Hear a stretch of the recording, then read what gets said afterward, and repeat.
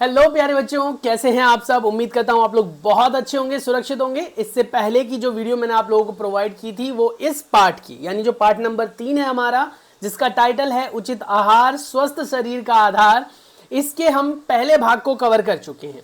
जिज्ञासा की जो साइंस की आप लोगों को बुक दी गई है उसका ये पार्ट नंबर 3 है।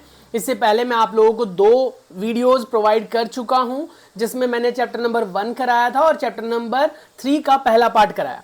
चैप्टर नंबर 2 को मैंने नए सेशन से अभी नहीं कराया, आने वाले दिनों में वो भी अपलोड कर दूंगा। फिलहाल आज के इस वीडियो में हम इसके आगे के बारे में चर्चा करेंगे, जो आपको पहले पार्ट में मैंने प्रोवाइड किया था, जिसके अंदर हमने खाद्य के जो विभिन्न प्रकार के घटक होते हैं उनके बारे में हमने चर्चा कर ली थी। आज हम आगे के बारे में डिस्कस करेंगे। हमने ये सारी चीज़ें पहले पढ़ ली हैं। अगर बेटा आप लोगों ने अब तक वीडियो में ये सब नहीं देखा है तो मैं रिक्वेस्ट करूंगा कि आप लोग ये जाकर देखें, क्योंकि जो पहली वीडियो थी लगभग मैंने आप लोगों को 1 घंटे 20-22 मिनट की वीडियो प्रोवाइड की थी, जिसमें हमने ये सारी चीज़ें सीख ली है। हमने विभिन्न प्रकार के घटकों के बारे में पढ़ा, अभावजन्य रोगों के बारे में पढ़ा, हमने पढ़ा कि कौन से खनिज लवण, कौन से विटामिन हमें कौन से फ्रूट से या वेजिटेबल से या फलों से, सब्जियों से कह सकते हैं हम प्राप्त कर पाते हैं। आज हम यहाँ से आगे डिस्कस करेंगे। वैज्ञानिक से परिचय तक मैंने यहाँ पर आपको पढ़ा दिया था। आज हम वैज्ञानिक से परिचय के आगे से चर्चा करेंगे। वैज्ञानिक से परिचय। कौथुलू, ये क्या है, कोलुथुर गोपालन, जो 1918 में पैदा हुए थे और 2019 में इनका निधन हो गया था, ने भारत में पोषण अनुसंधान की शुरुआत की थी। उन्होंने 500 से अधिक भारतीय खाद्य पदार्थों का उनके पोषण मूल्यों के आधार पर विश्लेषण किया, यानी उनके बारे में उन्होंने रिसर्च की और ये पता लगाया कि किस खाद्य पदार्थ में कौन सा पोषण कितनी मात्रा में पाया जाता है, और भारतीय संदर्भ में एक उपयुक्त आहार की संस्तुति की। यानी कि उन्होंने बताया कि भारत के आधार पर, यानी भारत की भौगोलिक परिस्थिति के आधार पर, हमारे जनजीवन के आधार पर हमें भोजन में कितना क्या लेना चाहिए।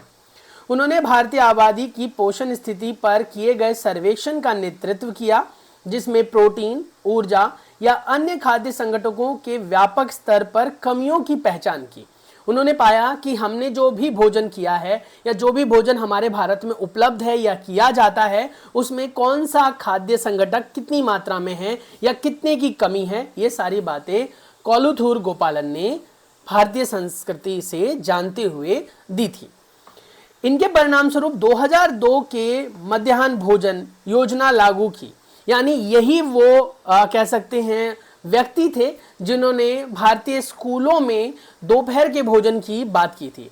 आपको पता होगा जो सरकार होती है, राज्य सरकार या फिर केंद्र सरकार, वो स्कूलों में मध्याह्न भोजन देती है। यानी कि बच्चे कई बार क्या होते थे ना, घर से खाना नहीं ले जाते थे और घर पर खाना खाने के लिए जाने का बहाना करके निकलते थे और दोपहर के बाद स्कूल लौटते ही नहीं थे। इसीलिए इन्होंने ये योजना चलाई और इस योजना के तहत इन्होंने ये भी कहा कि कई बार क्या होता है ना कि लोगों को पता नहीं होता कि उनके बच्चों को कितना पोषण दिया जाए, तो स्कूल में ही अगर हम वो पोषण दे देंगे तो बच्चा जो है भरपेट खाना भी खाएगा और पढ़ाई भी करेगा, जिसे प्रधानमंत्री पोषण शक्ति निर्माण योजना यानी पीएम पोषण कहा जाता है। इस योजना का उद्देश्य भारत के सरकारी और जो भी सरकारी सहायक है, यानी कि गैर सरकारी लेकिन सरकार से सहायता उन्हें मिलती है, प्राप्त स्कूलों को संतुलित आहार उपलब्ध कराना है। इस योजना ने देश भर के करोड़ों बच्चों के स्वास्थ्य और पोषण को बेहतर बनाने में महत्वपूर्ण भूमिका निभाई है। वो बात अलग है कि सरकार पर एक्स्ट्रा लोड आ गया, लेकिन कहीं ना कहीं फायदा तो मिला। 3.3 भोजन के विभिन्न संगठकों का परीक्षण कैसे करें।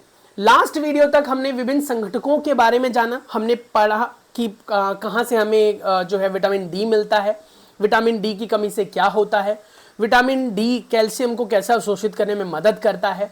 हमने जाना जो घेंगा होता है, कई राज्यों में घेंगा बीमारी बहुत कॉमन है क्योंकि वहाँ की मिट्टी में आयोडीन नहीं पाया जाता है, इसीलिए लोगों को आयोडीन दिया जाता है नमक के माध्यम से। उसके बाद हमने जाना कि किस तरीके से विटामिन बी की कमी से तलवों में जलन होता है और कह सकते हो पैर हाथ में झंझनाहट रहती है। तो इन सब चीज़ों की जो हमने स्टडी की थी उसके आधार पर अब हम चर्चा करने वाले हैं कि हम कैसे पता लगाएं कि किसी भोज्य पदार्थ में आयोडीन है, कैसे पता लगाएं कि किसी भोज्य पदार्थ में प्रोटीन है, कैसे पता लगाएं कि किसी में वसा है। अब इस प्रकार के टेस्ट हमारे सिलेबस में यहां पर दिए गए हैं, जिनके बारे में आज हम चर्चा करेंगे। वो बात अलग है कि खनिज लवण की पहचान करने वाले टेस्ट आपके सिलेबस में नहीं है, लेकिन विटामिन की पहचान करने वाले टेस्ट आपके सिलेबस में है। प्रोटीन की पहचान, कार्बोहाइड्रेट की पहचान करने वाले टेस्ट आपके सिलेबस में है। चलिए जानते हैं, शुरुआत करते हैं सबसे पहले मंड से, यानी कि कार्बोहाइड्रेट से।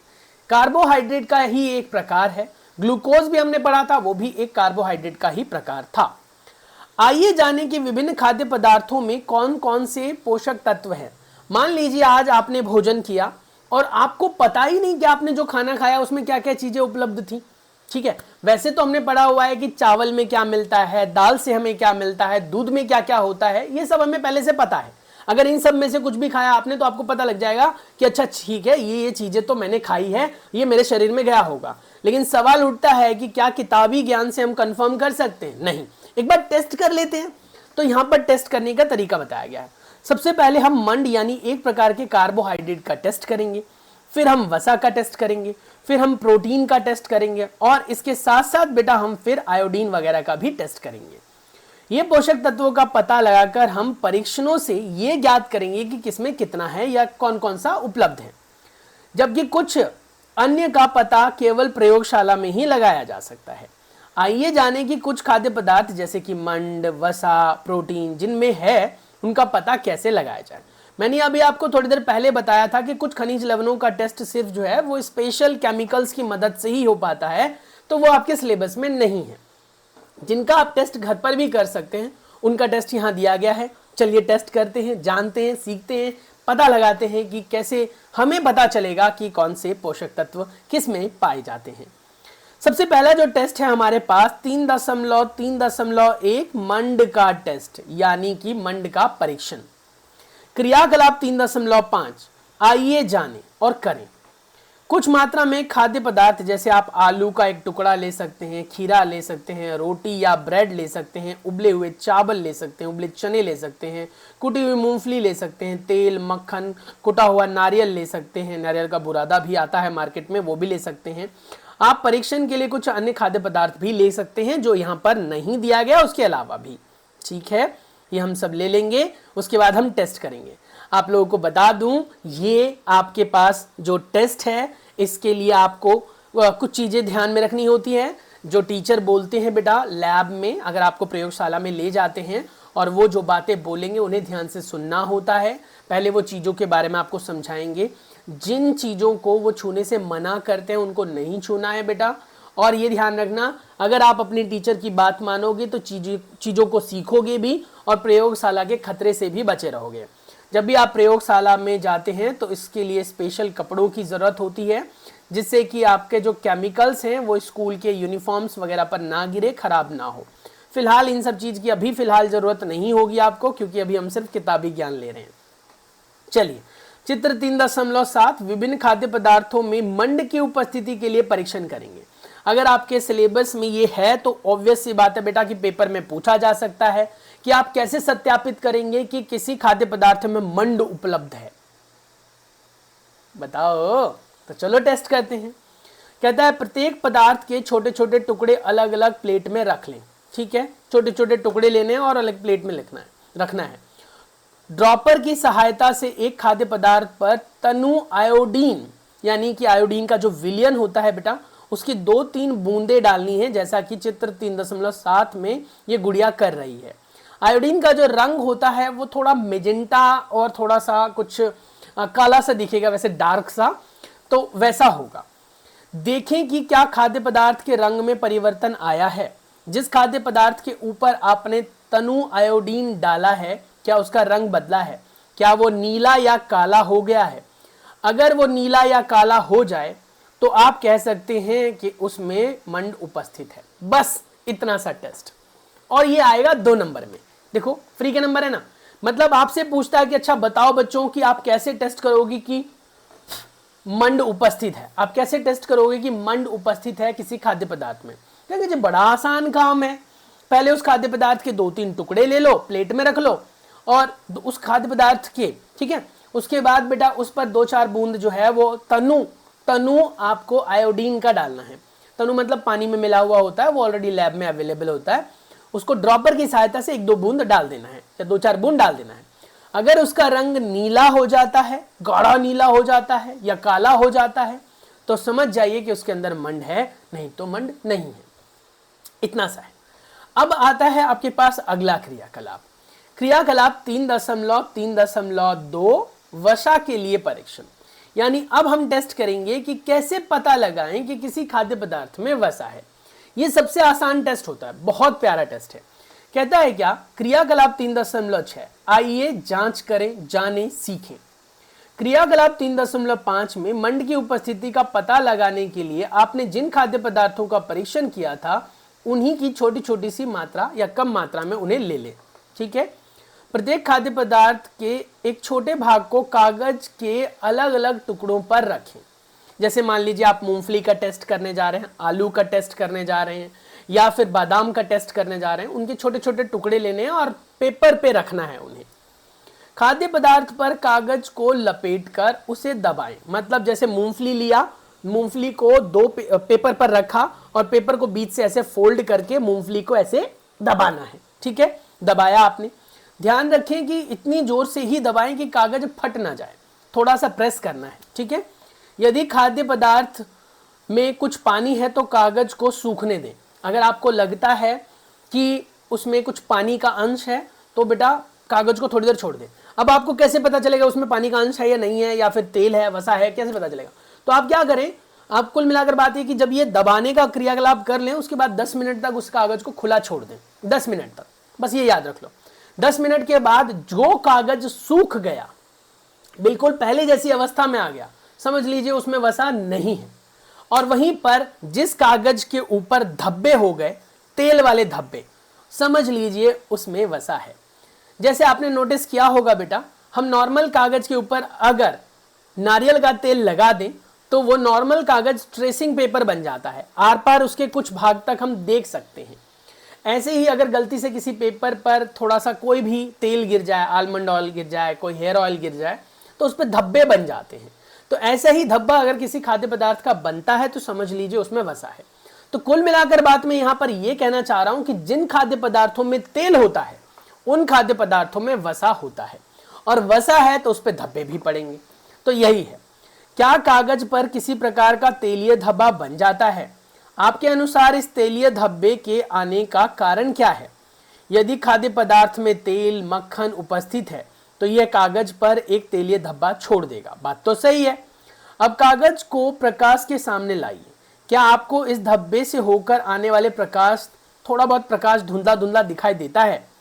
कागज पर तेलीय धब्बा खाद्य पदार्थ में वसा की उपस्थिति को दर्शाता है, जो मैंने आपको थोड़ी देर पहले बताया। इनमें से किन पदार्थों में वसा होती है, इसको अवलोकन करके आप तालिका में भर सकते हैं। जैसे अभी आप देखें यहाँ पर जो तालिका पीछे था उसमें भी भर सकते हैं। नेक्स्ट आता है प्रोटीन के लिए टेस्ट। ये टेस्ट करते वक्त आपको थोड़ी सी सावधानी बरतनी है बेटा, इसीलिए यहाँ पर सावधानी के बारे में लिखा गया है। ये आपके पास क्रियाकलाप जो होते हैं जिनमें केमिकल्स का यानी रासायनिकों का प्रयोग किया जाता है बेटा, ये बहुत ज़्यादा खतरनाक हो सकते हैं। इसीलिए मैं थोड़ी देर पहले भी बता चुका हूँ कि अगर कोई टेस्ट कर रहे हैं आप और टीचर ने कहा कि भैया ऐसे ही करना है, इसके अलावा ये नहीं करना, वो नहीं करना, तो बेटा टीचर की सारी बातों पर आपको ध्यान देना है। क्रियाकलाप 3.7 आइए जांचें और सीखें। इस क्रियाकलाप को शिक्षक द्वारा प्रदर्शित किया जा सकता है क्योंकि इसमें केमिकल का प्रयोग है। पिछले क्रियाकलापों में परीक्षण किए गए खाद्य पदार्थों को फिर से ले लें। अब आपने कहा कि उसके हमने टुकड़े लिए थे ना, विभिन्न प्रकार के खाद्य पदार्थों के हमने टुकड़े लिए थे, तो उनमें से एक एक टुकड़ा फिर से ले लेना है। यदि खाद्य पदार्थ ठोस है, खरल और मूसल का प्रयोग करके उसका पेस्ट या चूर्ण बना लें।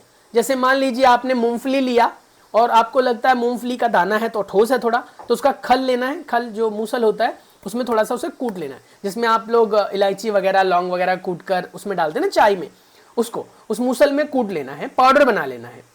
इसमें सावधानी की बात भी कही गई है, ये सावधानी भी पेपर में पूछा जा सकता है। क्या सावधानियां रखनी चाहिए जब आप प्रयोगशाला में जाते हैं? ये रासायनिक हानिकारक हो सकते हैं, इनका उपयोग सावधानी से किया जाना आवश्यक है।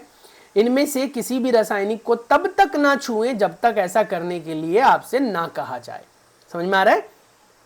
अगर आपके शरीर पर कोई रासायनिक गिर जाए तो उसे तुरंत पानी से धोना है और लगातार चलते हुए पानी से धोना है। उसको बाल्टी वाल्टी में हाथ नहीं डुबोना है। टूटी चला गया, जैसे मान लो हाथ पर गिर गया, कपड़े पर गिर गया, तो बेटा क्या करना है, टैप चलाना है और हाथ डाल देना है। जब तक आप ध्यान रखें, जब तक उसकी जलन, उसका जो सेंसेशन है वो खत्म ना हो जाए, तब तक पानी चलाकर डाले रखो। समझ में आ रहा है? ऐसे धोना है।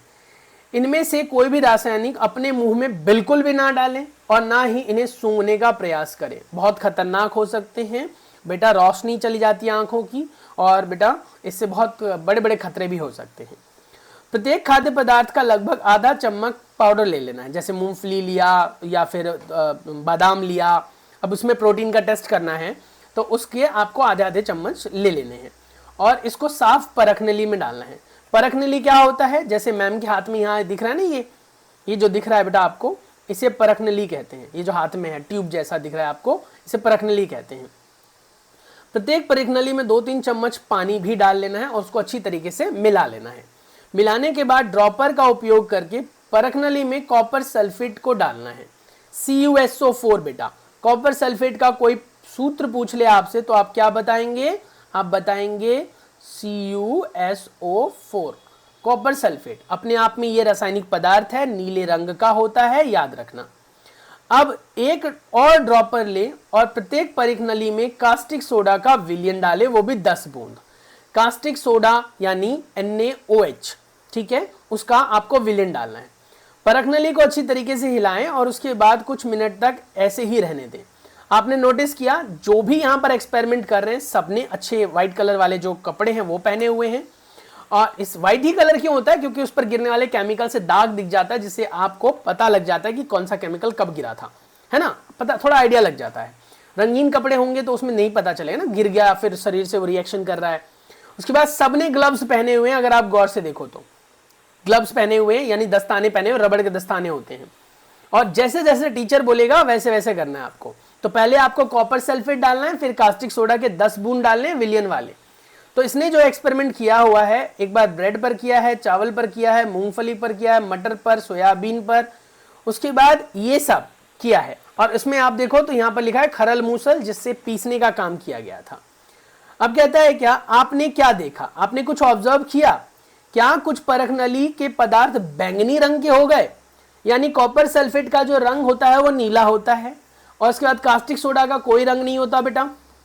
अगर उसका रंग परिवर्तित होकर बैंगनी रंग का हो गया तो समझ जाइए कि उसके अंदर प्रोटीन है, और अगर उसके अंदर रंग में परिवर्तन नहीं आया तो बेटा वो प्रोटीन नहीं होल्ड कर रहा है, यानी उसके अंदर प्रोटीन नहीं है। आप तालिका 3.3 से क्या निष्कर्ष निकालते हैं? कौन से खाद्य पदार्थों में से अधिक पोषक तत्व उपस्थित हैं या दर्शाते हैं? कौन से खाद्य पदार्थ में प्रोटीन है, वसा है, या दोनों उपस्थित है? मूंगफली में प्रोटीन और वसा दोनों की उपस्थिति देखी जा सकती है, क्योंकि मूंगफली के दाने को जब आपने पेपर के बीच में दबाया था तो उस पर धब्बे पड़ गए, तो वो दिखाता है वसा को।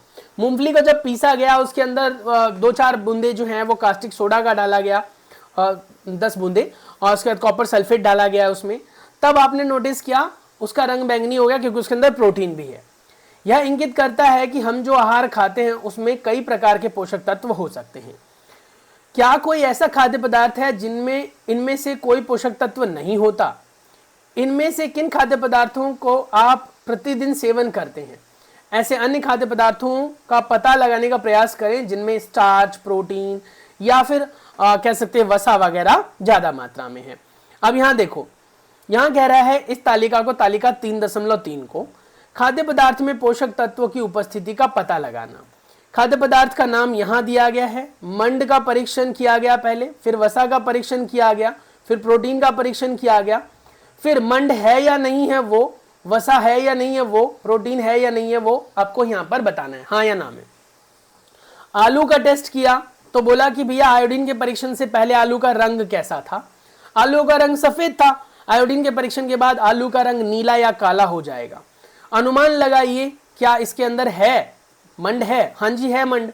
अच्छा, वसा का अनुमान लगाना है आपको। वसा का टेस्ट नहीं आएगा क्योंकि आलू में वसा नहीं होता।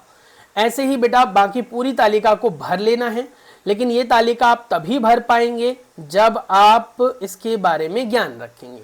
तो इस तालिका का उत्तर मैं अभी आपको दे देता हूं, आप इसे अपनी नोटबुक में बना लेना, क्योंकि हो सकता है कि ये टीचर आपको बनाने के लिए दे। समझ में आ रहा है? तो चलिए इसको फटाक से बना लेते हैं। अभी मैंने ये टेबल आप लोगों के लिए बना दिया है। देखो आप नोटिस करो मैंने क्या क्या मेंशन किया है। पहले आलू है, आलू सफ़ेद रंग का होता है टेस्ट से पहले, बाद में वो नीले या काले रंग का हो जाएगा। अनुमान के हिसाब से इसमें मंड है ये याद रखना। उसके बाद खीरे की बात करें, हरे रंग का होता है और इसमें कोई भी परिवर्तन आपको देखने के लिए नहीं मिलता, इसीलिए नहीं लिख देंगे आप। उसके बाद उबले चावल सफ़ेद रंग के होते हैं, ये भी नीला काला हो जाता है, इसमें भी मंड है। उबले हुए चने हल्का पीला होता है, कोई परिवर्तन नहीं आया तो मंड नहीं है, मंड का टेस्ट है सिर्फ ये। मूंगफली की बात करें हल्का भूरा रंग होता है, कोई परिवर्तन नहीं है तो नहीं है इसके अंदर। रोटी ब्रेड की बात करें सफ़ेद रंग का होता है, ये नीला या काला हो जाता है तो मंड इसमें है। उसके बाद मक्खन की बात करें पीले रंग का होता है, कोई परिवर्तन नहीं आया तो मंड नहीं है। सफ़ेद की बात करें, नारियल सफ़ेद की बात करें तो वो थोड़ा सा नीला हो जाता है तो इसमें मंड है। तो ये फिलहाल जो टेस्ट दिया है मैंने, ये मंड का टेस्ट है, आयोडीन के परीक्षण का टेस्ट है। बाकी टेस्ट की बात मैंने यहाँ पर नहीं करी है। तो ये याद रखना है बेटा कि ये जो टेस्ट वाला रिजल्ट है, ये टेस्ट रिजल्ट आपको मेंशन कर लेना है। ऐसे ही करके आप तालिका में और भी टेस्ट का भर सकते हो। अब प्रोटीन टेस्ट की बात करें तो बेटा मैं सिंपल सी बात बता दूं, आलू में कोई प्रोटीन नहीं होता है, ठीक है। खीरा में आप चेक करना नहीं होता है। उबले चने में प्रोटीन मिलेगा आपको, उबले चने में, उबले चावल लिखा है ये तो इसमें नहीं होगा। उबले चने में मिलेगा आपको, मूंगफली में मिलेगा आपको, मक्खन में मिलेगा आपको। बाकी ऐसे ही टेस्ट कर लेना है। बाकी जिसके लिए भी आपको रिजल्ट चाहिए वो टेस्ट आप यहाँ पर मेंशन करके डाल सकते हो। बाकी दोनों टेस्ट के लिए भी अगर आपको ऐसी ही तालिका चाहिए, और हाँ सबसे सिंपल मैं बताऊं आपको, वसा का टेस्ट तो बहुत सिंपल है। वसा उन सभी चीज़ों में पाया जाएगा जिसमें तेल है। तो आलू में तेल होता नहीं है, खीरा में तेल होता नहीं, उबले चने में तेल होता नहीं है ना। चावल में, चने में भी तेल नहीं होता, उबले चने लिखा है यहाँ पर। मूंगफली में होता है, ठीक है। उसके बाद इसमें नहीं है, मक्खन में होता है, नारियल में होता है। तो ये बेटा किसका टेस्ट हो जाएगा? वसा का टेस्ट हो जाएगा। ऐसे ही प्रोटीन, वसा, इनका टेस्ट करके आपको लिखना है। टेस्ट की पूरी तालिका चाहिए तो आप मुझे कमेंट करके बताना। आने वाले वीडियो में मैं आपको सेपरेटली इसकी पूरी टेबल भर के बताऊंगा। बाकी फिलहाल इतना ही रखते हैं। उसके बाद नेक्स्ट आता है हमारे पास संतुलित आहार की परिभाषा। किसे कहते हैं संतुलित आहार? मैंने जब इस वीडियो को स्टार्ट किया था, इस चैप्टर को स्टार्ट किया था, तो सबसे पहले मैंने आप लोगों को बताया बेटा कि हम इस चैप्टर को पढ़ रहे हैं क्योंकि हमें आहार के बारे में जानना है। आहार में भी हमें संतुलित आहार के बारे में जानना है। अब सवाल उठता है कि जी संतुलित आहार कहते किसे हैं? कौन से आहार को आप संतुलित आहार कहोगे? क्या सभी व्यक्ति की पोषण संबंधित आवश्यकताएं समान होती है? नहीं बेटा, किसी का शरीर बड़ा है, किसी का शरीर छोटा है, कोई बच्चा है, कोई बड़ा है, कोई बूढ़ा है, तो सबके लिए जो भोजन की मात्रा होती है और कह सकते हो पोषक पदार्थ की मात्रा होती है वो एक समान नहीं होती है। वो बात अलग है कि हम उम्र होते हैं, मतलब जिनकी उम्र लगभग समान होती है, उनकी पोषक की मात्रा भी लगभग समान होती है। हाँ, शरीर के साइज पर भी फर्क पड़ता है, लेकिन उम्र लगभग सेम है तो शरीर का साइज भी लगभग सेम सा ही होता है। हर किसी का नहीं होता पर होता है लगभग सेम सा, तो उनकी बेसिक जो नीड होती है वो भी सेम होती है। तो संतुलित आहार एक ऐसा आहार होता है बेटा जिसमें सभी प्रकार के पोषक तत्व उचित मात्रा में विद्यमान हो, जिसकी वजह से हमें किसी भी संतुलित कह सकते हो पदार्थ की या संघटक की हमें कमी ना हो, जिससे हम बीमार ना पड़े। तो क्या आपको और आपके दादा दादी, नाना नानी को एक ही प्रकार के या एक ही मात्रा में पोषक तत्वों की आवश्यकता होती है? सिंपल सा आंसर है नहीं। आहार में पोषक तत्वों के प्रकार और मात्रा की आवश्यकता आयु के आधार पर, बिल्कुल, लिंग के आधार पर, शारीरिक गतिविधि के आधार पर। अब देखो कोई एथलीट है बेटा तो उसको प्रोटीन ज्यादा चाहिए, आप एथलीट नहीं हो तो आपको प्रोटीन कम चाहिए। स्वास्थ्य की स्थिति के आधार पर भी, अगर किसी का स्वास्थ्य जो है वो बहुत अच्छा है तो उसको ज्यादा चाहिए, जिसका स्वास्थ्य बिगड़ा हुआ है उसको उससे ज्यादा चाहिए। जीवन शैली के आधार पर भी अलग अलग हो सकता है। तो इसीलिए आप ये कह सकते हैं कि हर किसी के जो पोषक तत्व की डिमांड है ना, वो एक समान तो नहीं होती। क्रियाकलाप 3.8 आइए पता करें, बिल्कुल पता करेंगे। आप जो भी आपने जितने भी क्रियाकलाप किए हैं, आपने जितने भी क्रियाकलाप किए, उनमें से क्रियाकलाप 3.1 में एक सप्ताह में आपके द्वारा उपभोग किए गए पदार्थों की तालिका आपने तैयार की थी। मैंने जब ये वीडियो बनाई थी तब मैंने आपको बोला था कि बेटा हो सकता है कि शायद पिछले हफ्ते के खाद्य पदार्थों के बारे में आपको ज्ञान ना हो कि आपने क्या खाया, सोमवार को क्या खाया, मंगलवार को। लेकिन जब ये वीडियो देख रहे हो तब से लेकर आगे के एक हफ्ते तक आपको रिकॉर्ड करना है। यह जांचें कि आपके आहार में वृद्धि और विकास के लिए अनिवार्य सभी पोषक तत्व है या नहीं है। चेक करना है बेटा कि वो तालिका जो आपने बनाई, जिसमें आपने बहुत सारी चीजें खाई, क्या उसमें हमें प्रोटीन मिल गया, क्या उसमें हमें वसा मिला, क्या उसमें हमें विटामिन मिले, खनिज लवण मिले, रुक्षांश मिले, ये सब आपको चेक करना है। अन्य आवश्यक घटक भी सम्मिलित है या नहीं है। यदि नहीं है तो जांचने की कौन से पोषक तत्व अथवा अन्य घटकों से ये सब चीजें आपको प्राप्त हो सकती है या फिर आपको इनकी आवश्यकता है। ऐसा आहार जिसमें शरीर की समूची वृद्धि विकास के लिए संतुलित मात्रा में पोषक तत्व हो, रुक्षांश हो, जल की सही मात्रा हो, उसे संतुलित आहार कहते हैं। बेटा ये बहुत बहुत ज्यादा जरूरी है संतुलित आहार की परिभाषा। एक ऐसा आहार जिसमें शरीर की समुचित वृद्धि विकास के लिए आवश्यक सभी, क्या बोल रहा है, आवश्यक सभी पोषक तत्व, रुक्षांश, जल की सही मात्रा संतुलित आहार कहलाती है। यानी कि एक ऐसा आहार जिसमें ये सारी चीजें उचित मात्रा में हो, उसे आप कहते हैं संतुलित आहार। संतुलित भोजन का सही उदाहरण है बेटा दूध। दूध से हमें लगभग सारे पोषक तत्व मिल जाते हैं। अपने आहार को संतुलित आहार बनाने के लिए आप क्या परिवर्तन करेंगे वो भी आपको जानना है। क्रियाकलाप 3.9 आइए तुलना करें और जानने की कोशिश करें। नीचे दिखाए गए आलू के चिप्स, भुने हुए चने के पैकेट पर पोषण संबंधित जानकारी लिखी हुई है, आपको ये पढ़ना है। ऐसे बेटा आप कोई भी खाद्य पदार्थ खाते हो तो उसके पैकेट पर पीछे की तरफ इंग्रेडिएंट लिखा होता है, उसके अंदर कौन सी चीज कितनी मात्रा में है। एक बिस्किट का पैकेट भी लेते हो तो उस पर भी लिखा होता है इसमें प्रोटीन कितना है, फैट कितना है, विटामिन क्या है, या फिर उसके अंदर ऊर्जा कितनी है यानी कार्बोहाइड्रेट कितना है। अगर आलू के चिप्स की बात करें और भुने हुए चने की बात करें तो आलू के चिप्स में ऊर्जा देखो कितनी ज्यादा है, 536 किलो कैलोरी, बहुत ज्यादा हुआ ये। यानी इससे आपको भरपूर ऊर्जा मिलेगी, काम करने की ताकत मिलेगी। लेकिन वहीं पर अगर 100 ग्राम चने खाते हो तो उसमें मिलता है सिर्फ 355 किलो कैलोरी। यानी इसका मतलब ये हो गया कि इसमें भी आपके लिए कार्बोहाइड्रेट तो है, यानी कि इसके अंदर ऊर्जा तो है, लेकिन आलू की मात्रा में कम है। तो इससे यह पता लग जाता है कि आलू जो है उसके अंदर ज्यादा कार्बोहाइड्रेट है चने की कंपैरिजन में। दूसरा आता है वसा। वसा 35 ग्राम है इसमें, ठीक है। वहीं पर इसमें वसा देखो सिर्फ 6.26 ग्राम है, क्योंकि यह भुना हुआ है, तला हुआ नहीं है। जबकि आलू का चिप्स जो है वो तला हुआ होता है और तले हुए चिप्स में तेल होता है, तेल है तो वसा है। तो देखो कितना है, 35 ग्राम तो वसा है, वहीं पर उसमें सिर्फ 6 ग्राम वसा है। कार्बोहाइड्रेट देखो इसमें कितना है, 53 ग्राम, इसमें कार्बोहाइड्रेट है 58 ग्राम, यानी टोटल ओवरऑल एनर्जी की बात कर रहा है। प्रोटीन इसमें 7 ग्राम है, महज 7 ग्राम प्रोटीन इसमें ज्यादा है, 18.64 ग्राम। आहार्य रेशे 4.8 ग्राम है, लेकिन इसमें आहार्य रेशे 16.8 ग्राम है। तो इस तरीके से सभी पोषक तत्व इसमें हैं कुछ न कुछ मात्रा में।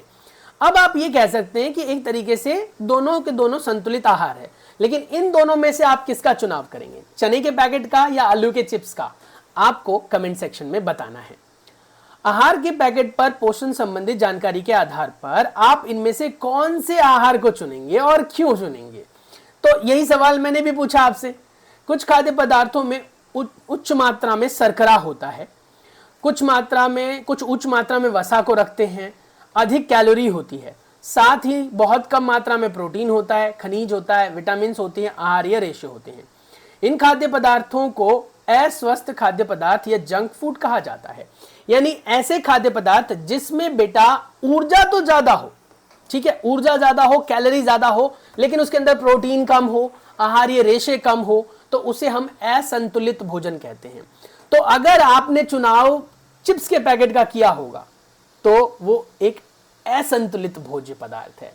अगर आपने चुनाव चने के पैकेट का किया होगा तो वो एक संतुलित भोजन है।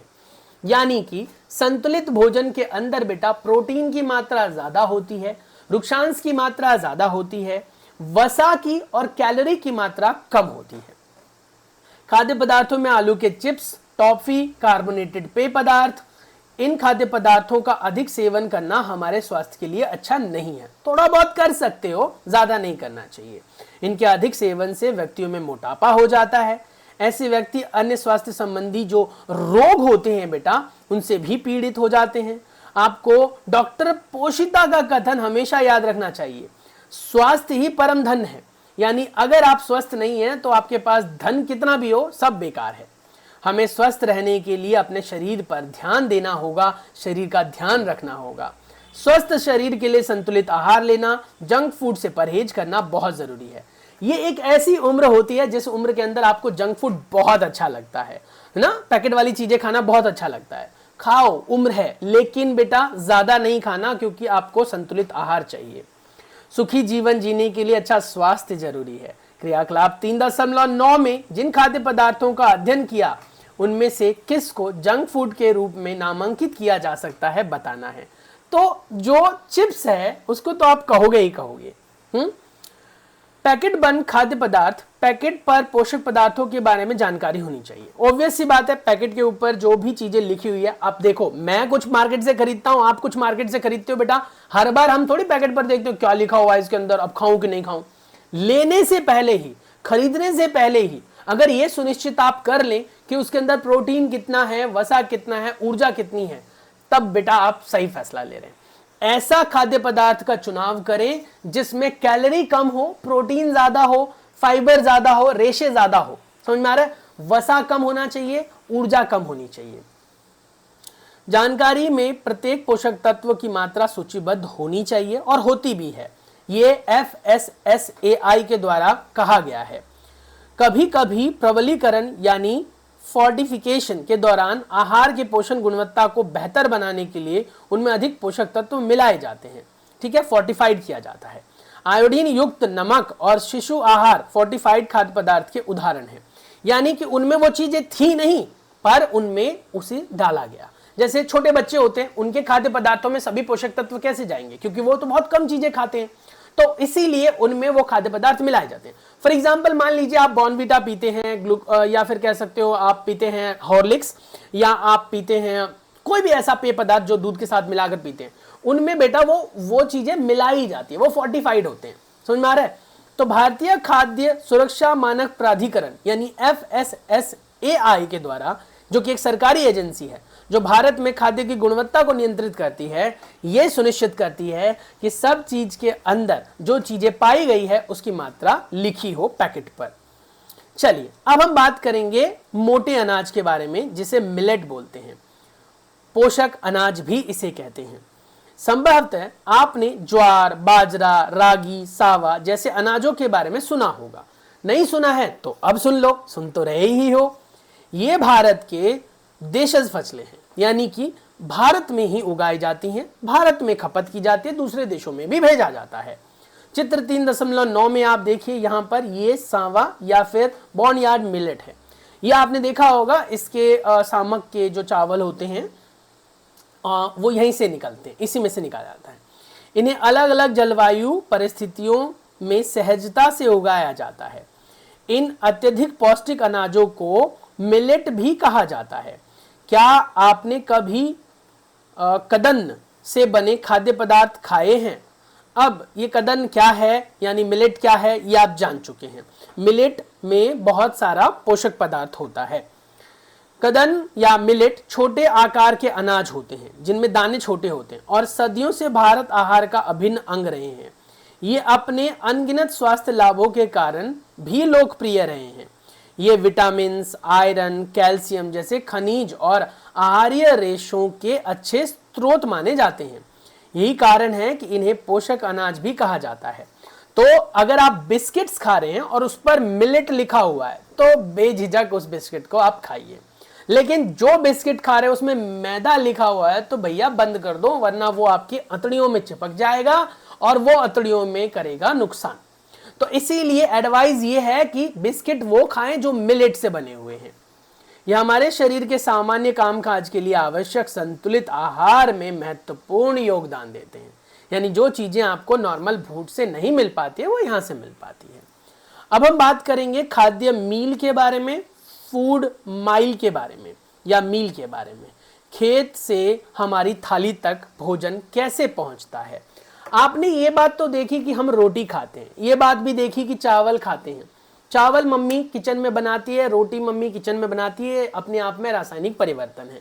लेकिन क्या लगता है, क्या मम्मी चावल खेतों में उगाती है या खेत से लेकर आते हैं? नहीं, हम उसे दुकान से लाते हैं। पर सवाल उठता है दुकानों तक कैसे पहुंचा, क्योंकि उसे किसान उगाते हैं। फिर सवाल उठता है कि किसान उसे कैसे उगाते हैं। तो कहीं ना कहीं आपने देखा कि एक फसल की जो शुरुआत होती है वो खेतों से होती है और हमारे पेट तक जाती है। तो हमारा भोजन जो हम तक पहुंचा बेटा, वो कई रास्तों से होकर हम तक पहुंचता है। उनके बारे में अब हम डिस्कस करेंगे। खेत से भोजन हमारी थाली तक कैसे पहुंचता है? बहुत सिंपल सा प्रश्न है, लेकिन इसका उत्तर शायद आप अपने आप में ना दे पाओ।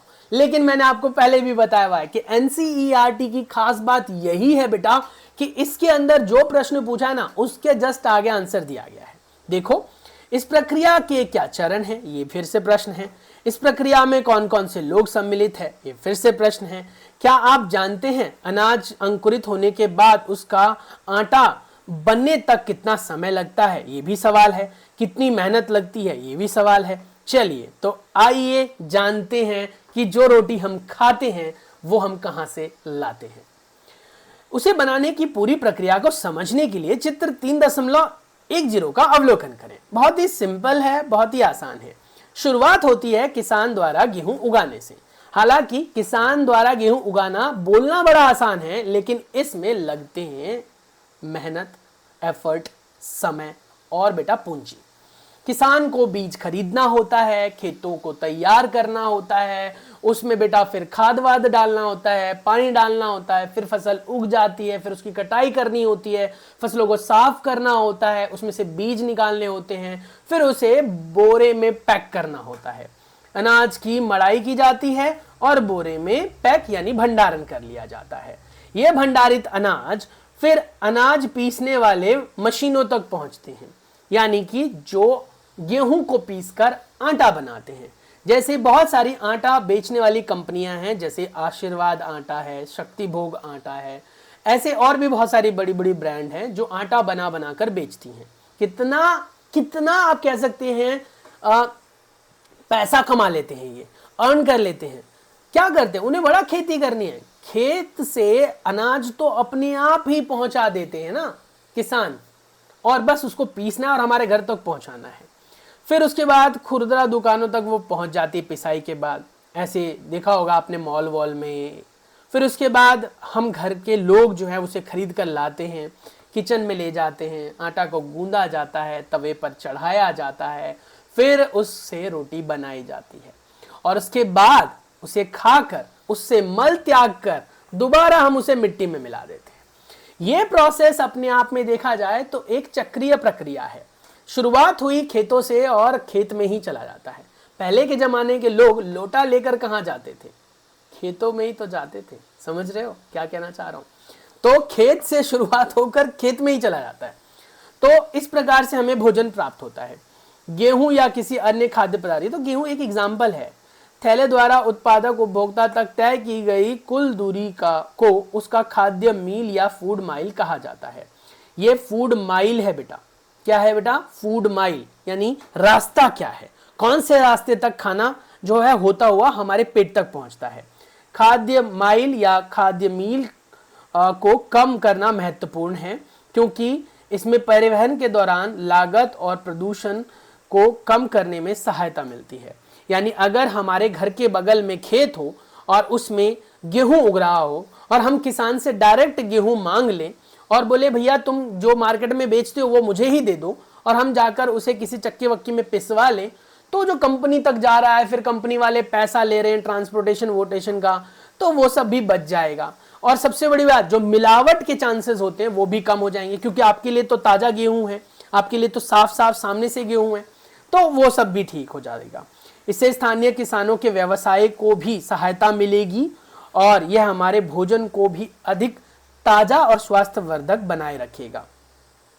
बहुत सारे लोग भोजन को अपनी थाली में बिना खाए छोड़ देते हैं, उसे बर्बाद करते हैं।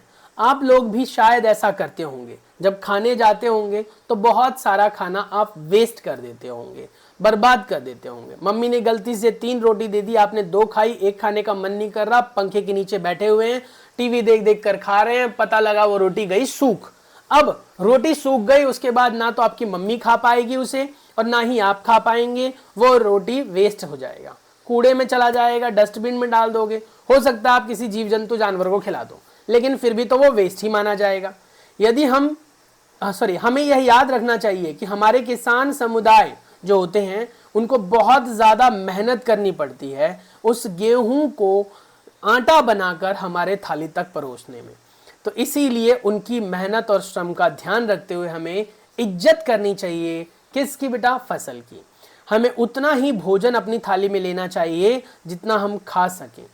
इससे भोजन की बर्बादी कम होगी। भोजन को खेत से थाली तक पहुंचाने में सम्मिलित विभिन्न प्रक्रियाओं की सीमा और समय का पता लगाने का प्रयास करेंगे। स्थानीय भोजन खाने से किस प्रकार के खाद्य माइल को कम किया जा सकता है? सवाल है, सिंपल सी बात है। अगर स्थानीय भोजन को आप खाएंगे बेटा तो उससे बहुत लंबी जर्नी जो होती है वो तय नहीं हो पाएगी। अब यहाँ पर प्रश्न पूछा गया और उत्तर अगर देखें तो यहाँ तक दिया गया है, तो इसको पढ़ लो तो सब मिल जाता है आपको।